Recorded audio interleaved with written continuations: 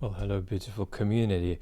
A few of you take responsibility for requesting a little chat about Lenin, because yesterday it was 100 years since his death. And I thought that maybe there's a danger in asking a political philosopher to comment on Lenin. And so the way we're going to overcome that is by chatting here on the chat channel, not going over to geek out about anything on the philosophy channel. So we'll keep in our little chat now political theory to a bare minimum. And I've just jotted down myself a couple of buzzwords to bring up a couple of things in a kind of pointillistic, loose order to help us.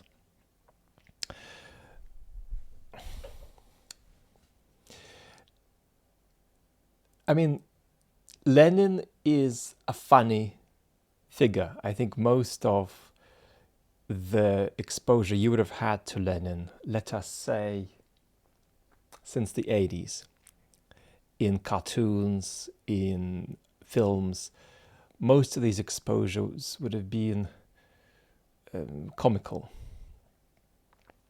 I mean, just the other day I watched the Monty Python sketch with Lenin and Mao and Marx and Stalin. That also began to happen in the Soviet Union in the 80s.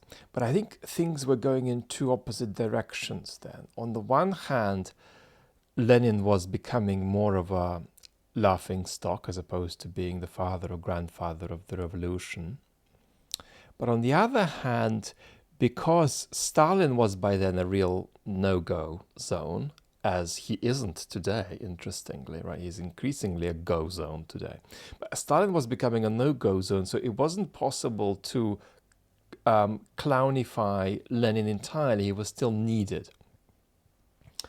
And when I was at school, we still were going through the motions. I mean, this is the late 80s, of saying how great Lenin was, how much we love him more than our own families. I remember a trip to the mausoleum with the school, which I think ended up being a 1.5 hour queue outside, and then just a few minutes staring at this rather tiny yellow thing. But it's that yellow thing, nevertheless, that had an absolutely astonishing influence on 20th century history.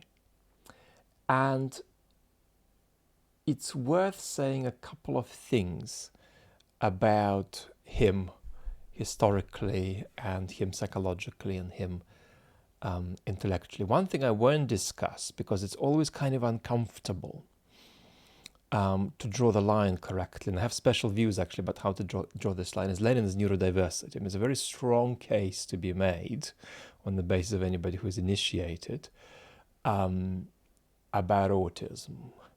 But I won't legislate on that in this conversation, but I might come back to it another time.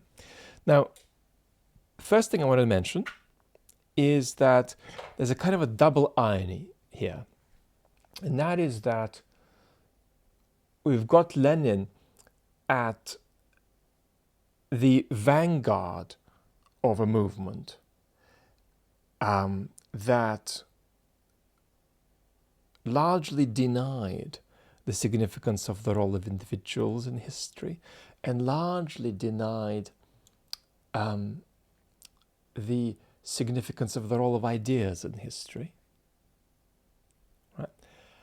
And at the same time, the way that movement burst out, perhaps in a terribly corrupted form, but burst out into reality in the 20th century, is itself an absolutely resplendent historical case of the power of ideas and of the power of the role of individuals in history.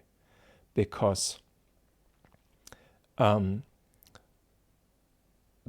whatever you think about the relations of Leninism and Marxism, I'll say a little bit about that in a moment, Lenin was certainly applying ideas to practice. And whatever you think about the role of individuals in history, unless you entirely deny it, you have to admit that Lenin's role was extraordinary, and no single individual is more responsible for this extraordinary experiment in Western utopia that took place on Russian soil in 1917 that did so much to leave not just Russia but neighboring countries now in a difficult situation dealing with the fallout of all of this.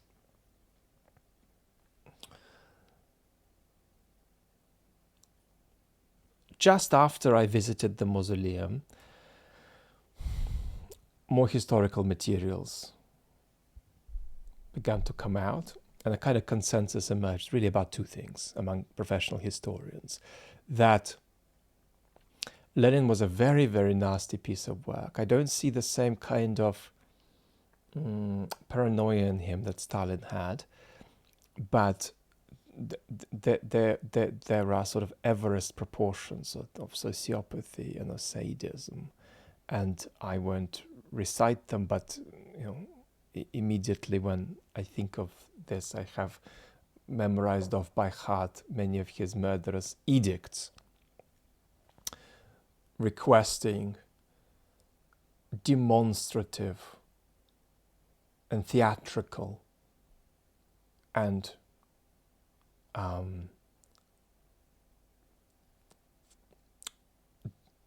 demonstratively sadistic taking of life en masse.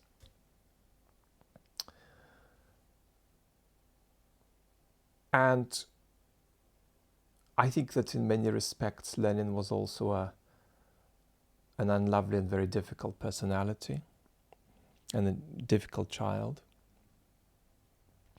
So we sort of land here, having gone through the stages of idolatry in the Soviet bloc in the 20th century, and then sort of laughter and mockery. I don't love the laughter and mockery because of the extraordinary talent of the man and the extraordinary influence of the man, the extraordinary destructive influence of the man. And we're going to need to deal with Lenins in the future. We want to know what that's like.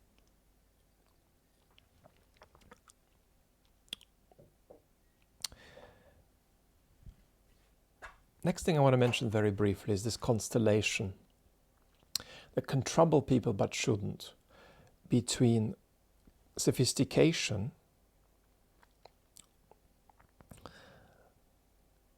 aesthetic gifts, literary gifts, and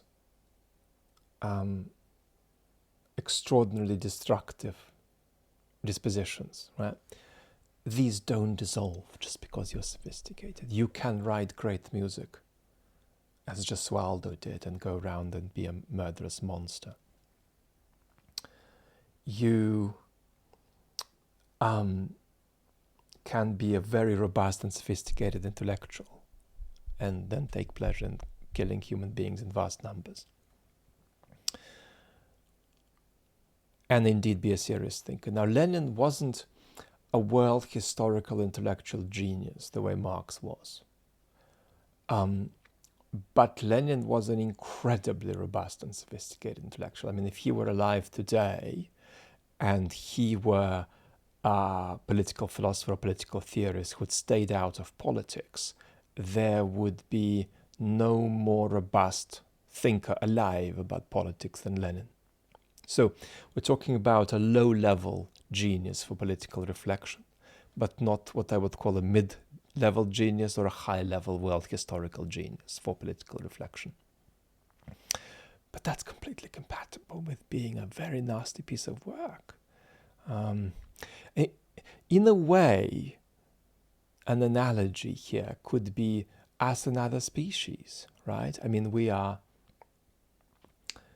limitlessly more sophisticated in terms of our inner lives than other species, although a few other species are extraordinarily sophisticated too. But they don't have anything in the same proportion as we do in the realm of moral conscience and in the realm of a capacity to develop particular social practices under culture. But that doesn't stop us being destructive just like animals are.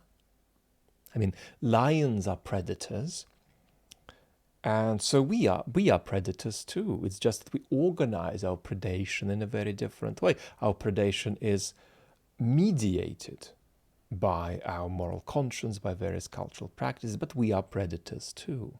So it's sometimes difficult for us to square sophistication and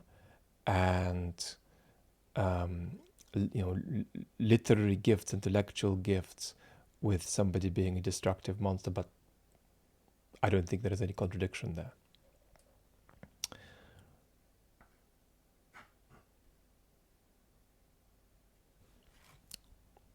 Let me say something brief now about one thing Lenin tried to do with Marxism.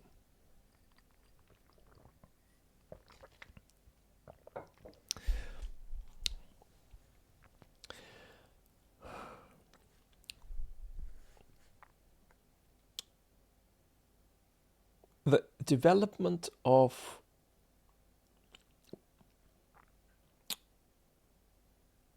class consciousness,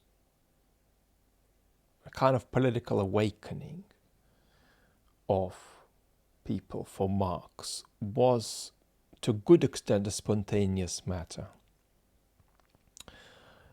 And Lenin came along, and indeed long before the revolution, 1901, 1902, he was writing that, screw this business of spontaneity. What you need is a special kind of vanguard elite that can take control over the transition period and, quite frankly, do anything necessary to get the story over the line. So the transitional phase for Lenin became an incomparably more tyrannical phase than anything that Marx would possibly agree to. And of course, an enormous historical debate arises at this point as to whether this is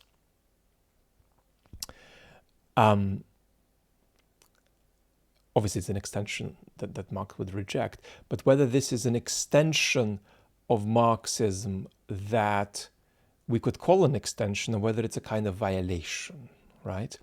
And the people who argue that the continuity is more significant there than the disruption point to several things, a couple of which include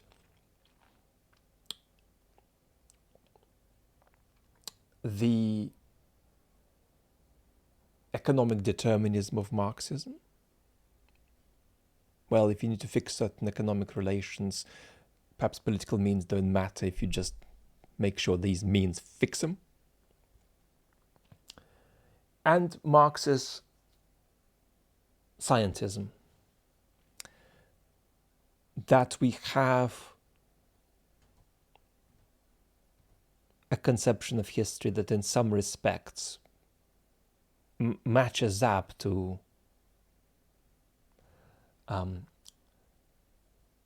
properties of universality and exactitude you might get in the natural sciences.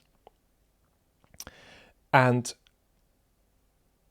as Lenin says about this, what good is it if you disagree with me if I have the right historical conception? What is this business that people talk about? This business of the freedom to express a different opinion. If you've discovered the right scientific theory, why would you be interested in somebody's right to express a different opinion? And so it's the same with society.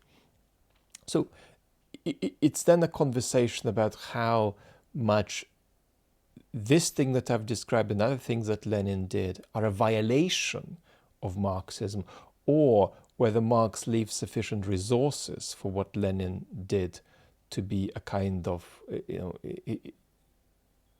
intellectual elaboration of it that doesn't break the spirit of what was originally there.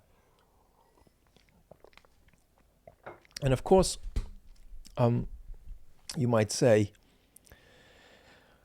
well, Lenin was an enormously destructive person. Yes, he wrote some political philosophy, but what's his value, really?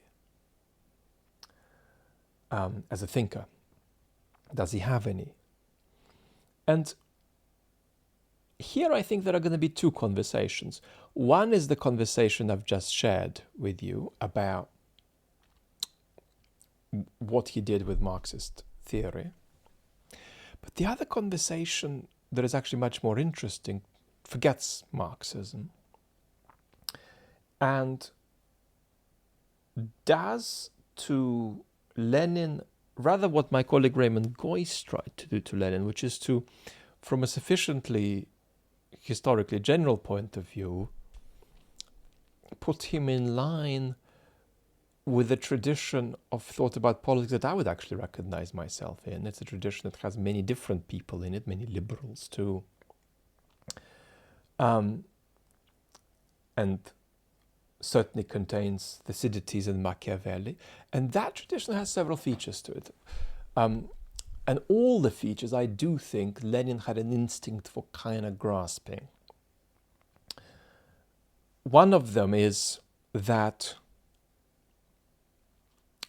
politics is not applied morality, right? You don't just sit around, develop a moral theory or a moral account and then happen to apply it to practice.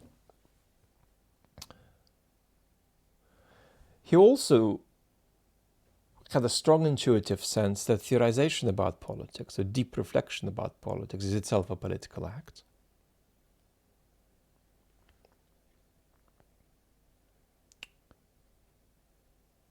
And he felt that abstract reflection on moral and even political concepts, like what's right or what's just and so on, was really no good if it was detached from a genuine account of political power, political dynamics, political agency in the real world. So Lenin was a kind of anti-moralist political realist in the international, not in the international relations sense, but in the sense of how one thinks about politics. So that's about it. That's my 2 cents. A dislikable man who created a very long distance historical hell, had an enormous individual impact, and had this remarkable combination of being a gifted political practitioner,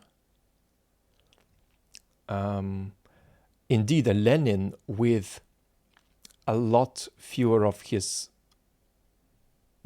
dark sides would be something that the Russian opposition today could only dream of, because they have one person who is good at politicizing, but they don't really have anybody who can come up with any meaningful ideas of what an alternative for Russia looks like. And a Lenin-like figure would be able to do that. Now we wouldn't want Lenin, but a Lenin-like figure would be able to do that. So extraordinary historical influence, and what I call a low-level genius for political reflection. And all of this needs to be looked at, all of this needs to be studied, because this is history, and we're going to be facing challenges which we will just do better negotiating if we face up to some of what the world's been through in the 20th century. Let's talk soon.